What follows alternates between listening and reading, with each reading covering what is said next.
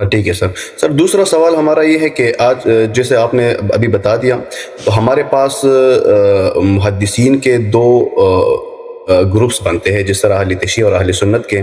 تو عام مسلمان ہماری طرح وہ کون سے کتاب کو، کون سے احادیث کو مانے؟ ہم عام طور جو مسلمان ہیں وہ کنفیوزڈ ہے. جو اہل سنت کے مسلمان ہیں وہ کہہ رہے کہ اہل تشیع کے احادیث جو ہیں وہ ٹھیک نہیں مان رہے، اور اہل تشیع کے جو مسلمان وہ لوگ ہیں وہ جو ہے نا اہل سنت کے لوگوں کے حدیث محدثین کو حدیث نہیں سمجھ ٹھیک نہیں مان رہے. تو عام لوگ کون سے احادیث کو مانیں آج کے زمانے میں؟ تو عام لوگ جو شیعہ ہیں وہ تو صرف شیعہ حدیث کو مانتے ہیں نا. شیعوں کے لیے تو یہ پرابلم تو نہیں ہے کہ وہ کس کتاب کو مان لیں. جو جماعت مخالفین ہیں وہ اپنی احادیث کو مانتے ہیں، لیکن جب ثابت ہو جاتا ہے کہ ان کا طریقہ کار باطل ہے تو ان کو اپنے کتب سے ہاتھ دھونا پڑے گا، اپنے کتب کو چھوڑنا پڑے گا. اور انشاءاللہ تبارک و تعالی یہ ابھی اس کا موقع نہیں ملا. اگر ہم کبھی چاہیں، اور یہ کسی آپ کو شیعہ عالم کے پاس یہ مطالب نہیں ملیں گے، اگر ہم چاہیں، ہمارے پاس اتنے دلائل زیادہ ہیں اور مختلف دلائل اور تحقیقات ہماری بہت وسیع ہیں کہ جماعت مخالفین کے احادیث بالکل قابل اعتبار اور قابل اعتماد نہیں ہیں. اس کے دلائل بہت زیادہ ہیں، اس کے دلائل اتنے زیادہ ہیں، اور کسی شخص کو میں نہیں جانتا کہ دلائل کو جمع کیا ہو. تو یہ کبھی انشاءاللہ تبارک و تعالی اگر ہم اس پہ لیکچرز کا شروع کریں تو یہ تو بہت وسیع باب ہے کہ جماعت مخالفین کے احادیث کیوں غیر قابل اعتماد ہے. کیونکہ پہلی بات یہی ہے کہ یہ سینہ بہ سینہ نقل ہوتا رہا ہے. فلانے نے فلانے سے سنا، فلانے نے فلانے سے سنا، فلانے نے فلانے سے سنا. اب آپ کو خود پتہ ہے کہ فلانا جب فلانا سے سنتا ہے نا، اور وہ پھر دوسرے سے 3-4 واسطے پر آ جاتے ہیں تو اس میں کوئی اعتبار نہیں ہوتا، چاہے وہ ثقہ آدمی ثقہ بھی ہو. حالانکہ نقل کرنے میں انسان کا حافظہ جو ہے، میموری جو ہے، وہ بہت ہی کیا چیز ہے، بہت ہی غیر قابل اعتماد چیز ہے. انسان کی جو میموری ہے وہ انسان کے ساتھ بہت کھیلتا ہے. ہاں، یہ تو اب آپ اس معاملے میں بہت ساری کتابیں لکھی گئی ہیں کہ جب آپ وٹنس جب کورٹ میں آتا ہے وہ ٹیسٹیفائی کرتا ہے کہ میں نے دیکھا فلان چیز کو دیکھا، فلان آدمی آیا لمبے قد کا تھا، اس نے چاقو اٹھا کے کسی کو مارا. تو بہت دفعہ ہوتا ہے کہ وہ لمبے قد کا نہیں ہوتا، چھوٹے قد کا ہوتا ہے. یا آدمی بھول چکا ہوتا ہے، یا آدمی کو وہم ہوتا ہے، یا وہ کہتا ہے کہ میں نے دیکھا کہ اس نے کالے کپڑے پہنے تھے، حالانکہ اس نے وہی آدمی اس کو دیکھا ہے، لیکن وہ کالے کپڑے نہیں پہنا تھا، اس نے سبز کپڑے پہنے. آدمی کا حافظہ جو ہے وہ ساتھ نہیں دیتا.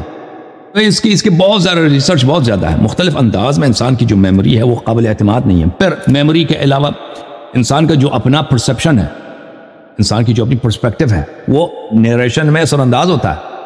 انسان کے جو اپنے تعصبات ہیں، جو اپنی دلی میل سے مراد انکلینیشن، میل سے مراد گند نہیں، انسان کے دل میں جو کسی سے محبت ہے یا کسی سے بغض ہے، تعصب ہے کسی مسئلے پر، وہ لازمی بات ہے. مثلا اگر ایک جنگ ہے مسلمانوں اور عیسائیوں کے درمیان، مسلمان اس کو ایک انداز میں نقل کریں گے، عیسائی اس کو دوسرے انداز میں نقل کریں گے، لازمی بات ہے.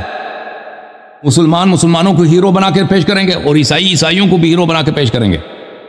تو اسی طرح تاریخ اسلام میں جو روات نقل کرتے ہیں، صحابہ ہوں، تابعین ہوں، تابعین، اس کے بعد والے الفاظ، ان کے تعصبات ان روایات پہ اثر انداز ہے. وہ الفاظ کا چناؤ کس طرح کرتے ہیں، کس باتوں کو نقل نہیں کریں گے، کن باتوں کو نقل کریں گے، تو لازمی بات ہے. تو یہ اثر انداز ہوتی ہیں. تو لذا پہلی بات ہے کہ جماعت عمریہ کے جو احادیث کئی وسائط کے ساتھ نقل ہوئی ہیں، فرسٹ.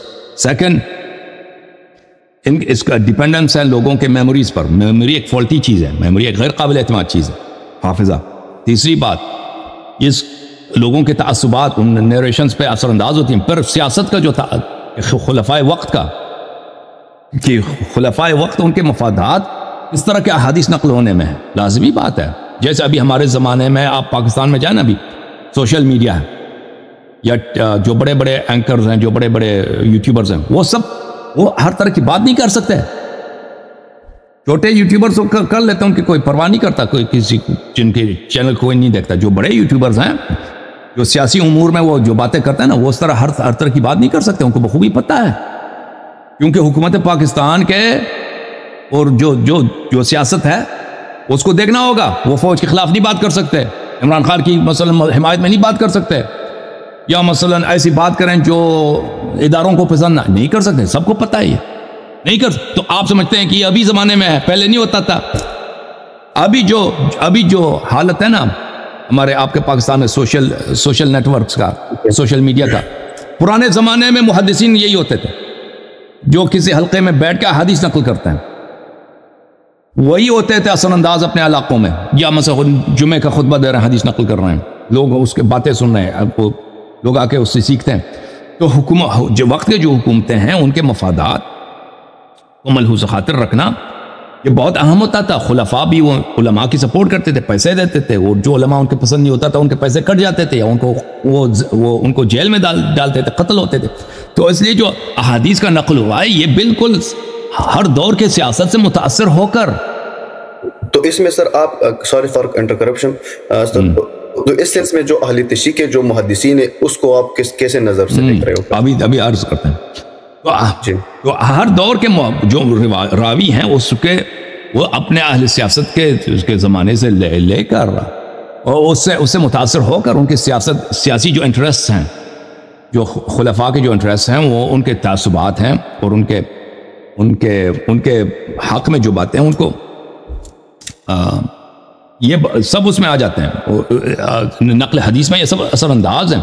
اس کے علاوہ آپ کی خدمت میں عرض کریں کہ بہت سارے جو ہیں محدثین جھوٹے تھے، جنہوں نے جھوٹی احادیث گڑھی ہیں، اور وہ بڑے بڑے مشہور محدثین ہیں، وہ جماعت عمریہ ان کو ثقہ مانتے ہیں، لیکن وہ جھوٹے تھے، وہ جھوٹی احادیث نقل کرتے تھے، کیونکہ خلفاء ان کو پیسے دیتے تھے کہ ایسے احادیث نقل کیا جائے.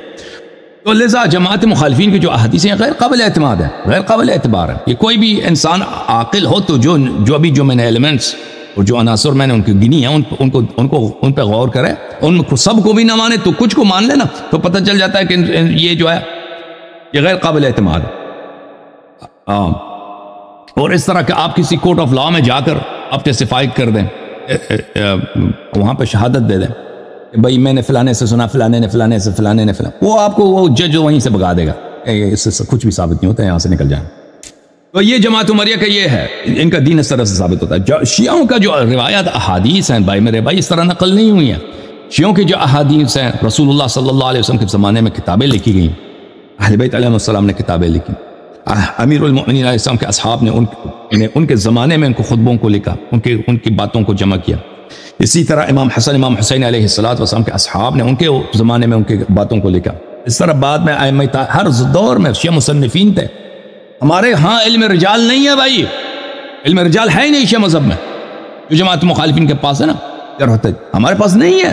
ہمارے پاس ہے فہرست اسامی مصنفی شیعہ، جو شیخ توسی کی جو کتاب ہے، نجاشی وغیرہ کی جو کتاب ہے، کشی کی کتاب، یہ مصنفین کے احوال ہیں، یہ مصنف تھے، اسی زمانے میں کتابیں لکھتے تھے. ائمہ طاہرین علیہ السلام ان کتابوں کو دیکھتے تھے، ان کی تائید کرتے تھے، اور شیعوں کو بہت پتہ ہوتا تھا. جیسے ابھی مثلا بخاری مشہور ہے، معروف ہے، سب جماعت مخالفین بخاری کو جانتے ہیں کہ یہ معتبر کتاب. اس زمانے میں اسی طرح کتابیں تھی مشہور کہ یہ فلان امام کے صحابی نے نماز کے مسئلے پر یہ کتاب لکھی ہے، صوم کے مسئلے پہ یہ کتاب ہے، حج کے مسئلے پہ یہ کتاب ہے، مثلا تفسیر قرآن میں یہ کتاب ہے. اور ان کتابوں وہ کتابیں شیعوں کے پاس تھے، عمل کرتے تھے، اور وہی کتابوں سے دوسری کتابیں لکھی گئی ہیں، جیسے کتاب کافی ہے، کتاب من لا يحضر الفقیہ. تو ہماری جو کتابیں یہ بہت ہی معتبر، اس غایت اعتبار اور غایت اعتماد میں ہیں. اوکے، اس میں زمین آسمان کا فرق ہے، جماعت مخالفین کے حدیث لکھنے کا انداز اور شیعوں کے حدیث لکھنے کا انداز. جی سر. اوکے، شکریہ سر.